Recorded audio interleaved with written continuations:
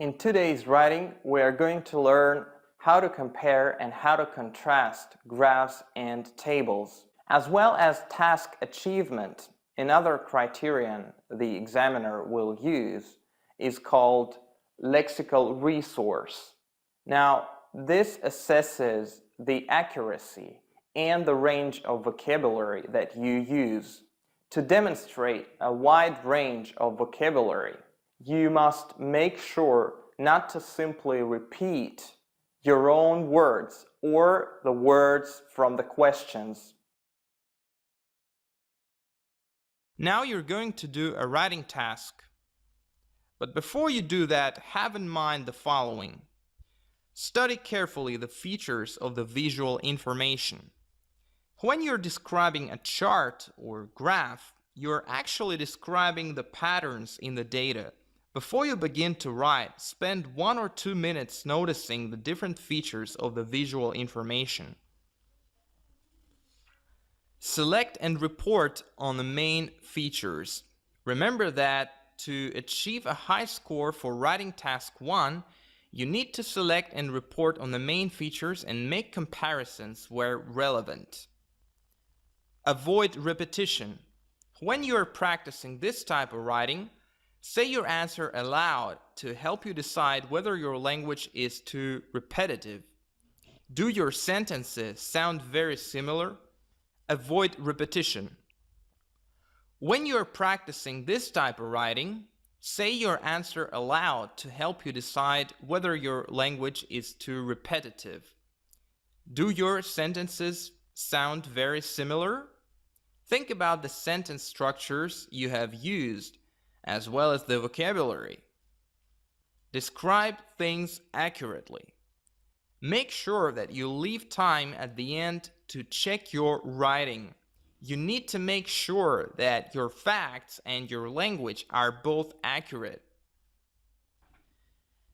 And now, let's do the following writing task. Look at this bar chart below and then answer the questions.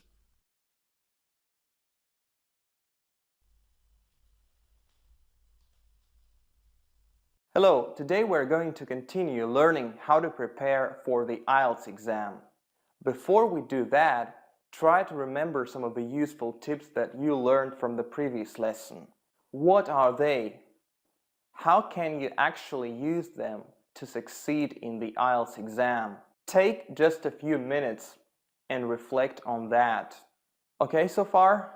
Great. Let's go further and learn something else. So how about listening? As it's always important to take on some new challenges when working or studying or whatever, today our listening practice is going to be a little bit more complicated. The thing is, we are going to consider 2 types of exercises in listening section today, not just one. Now, you're going to listen to extracts from each section of the listening paper. Before you do that, have in mind the following. What are distractors? Distractors are the incorrect answers to a question. Identifying distractors helps you to choose the correct answer and shows you have understood the listening text. Choose only one option. For most questions in the listening paper, you will hear 2 or more potential answers to each question, but only one will be correct. The incorrect answers are called distractors. Make some notes for yourself. To improve your concentration when you're doing the practice tests in this book, try to write down each possible answer. Cross out the incorrect answers as you listen based on what the speakers say. Note that you may not have time to do this in the exam, however. And now, let's do a listening task. Listen to extracts from some conversations and answer the questions in the table below. Write one word or a number. Recording 13. 1. Right, so you need to book some flights, is that right? Yes, for me and my family. We're going to Scotland for my sister's wedding. Oh, lovely. When's the wedding? It's on the 21st of July. That should be wonderful. But I assume you'll want to fly in earlier. What about the 20th, or even the 19th? It will have to be the 18th. I've actually got to attend a special dinner on the 19th. 2. Welcome aboard, everyone. I hope you'll enjoy your stay with us and get a lovely glimpse of country life. We're going to a wonderful market on Tuesday morning. I'm sure you'll love that with all the local farm produce on sale. Then, on the Wednesday, you'll get to see where all that lovely produce comes from, as John Smith, a local farmer, has invited us to see him at work. On Thursday, you'll have a day to relax before we leave on Friday. 3. So, what topic are we going to choose for our project? It's due in 3 weeks. I know. It's not a lot of time. I was going to suggest we do one on the environment. But that's so broad a topic. We should try to narrow it down. What about recycling? That's a good idea. There's a lot of information, and I think the other groups are concentrating on pollution, so this would be nice and different. 4. We encountered quite a few problems during our research. Firstly, the weather was horrendous and made our work conditions very difficult indeed. Luckily, we had the right equipment to deal with that and could carry on regardless. Unfortunately, though, in spite of having so many volunteers, we did run out of funds halfway through the project, so we were forced to postpone the second half of our trip.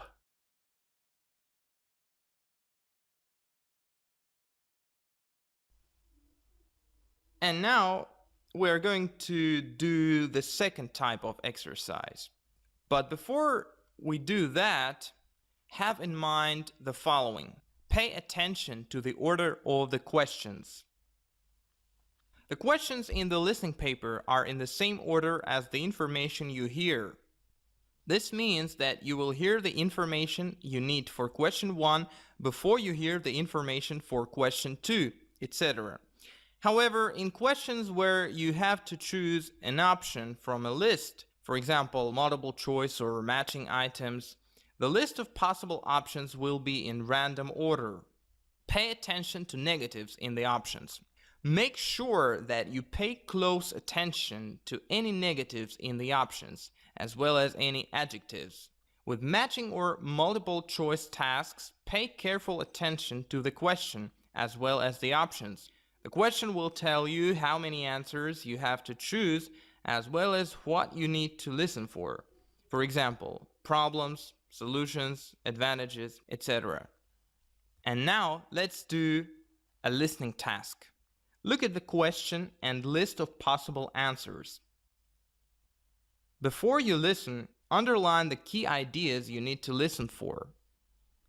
And now listen and put T, meaning true, or F, meaning false, next to each option A to E, depending on whether or not it matches the information in the recording. Which 2 options are correct? Recording 15. In today's show, I'm going to be looking at what's new in technology this week, and I'd like to start by looking at the much-awaited OP56 mobile phone from technology giants Optiware. It has some amazing features.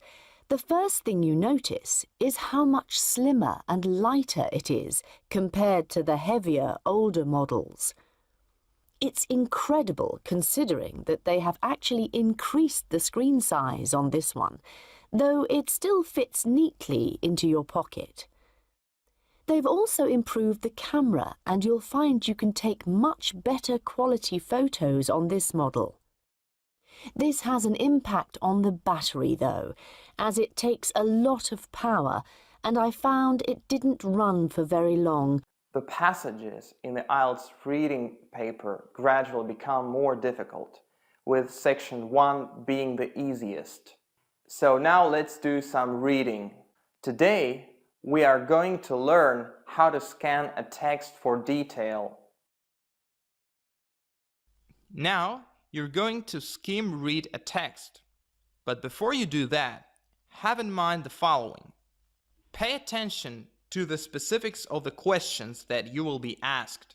If the question asks you to write 2 words or a number, this means the answer may be 1 word plus a number, 2 words plus a number. Remember that even if a number is written as a word, it counts as a number.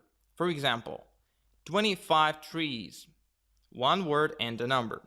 You do not need to write full sentences or join words together. Answer the question with no more than 2 words from the reading passage. Make sure you read the whole passage. Make sure you read the whole passage so that you can locate any keywords and paraphrases from the questions. Take highlighter pens into the exam with you. Use a different color for each task to highlight important parts of the text. This will help save time when checking answers. Do not add extra information. If you are asked to choose 1 word only from the passage, make sure you do not add extra information such as adjectives or adverbs. If you write more than 1 word, your answer will be marked as wrong. And now, spend 1 minute skim reading the following passage to get a sense of the overall meaning. What is the main topic? Choose the correct option. A. New discoveries in chemistry. B. The discovery of ancient objects. C. How international scientific teams work.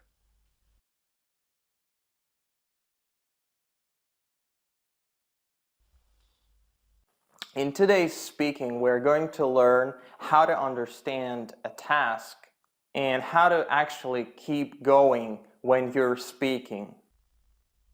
Now you're going to speak on a suggested topic. But before you start speaking, have in mind the following. Address each instruction on your booklet.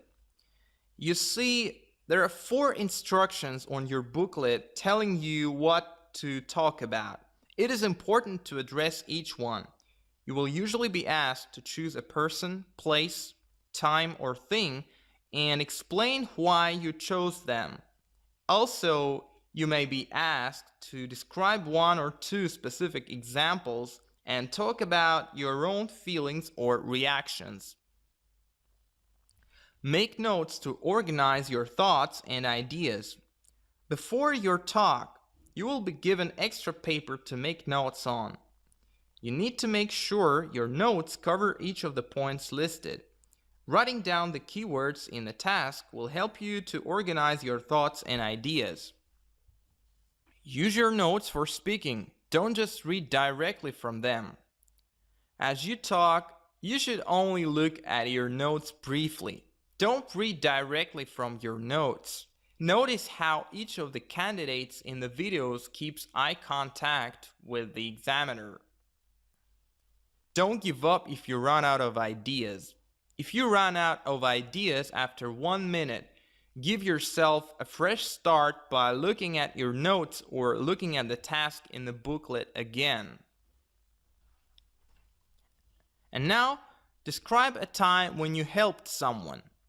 You should say who you helped and why, how you helped this person, what the result was, and explain how you felt about helping this person.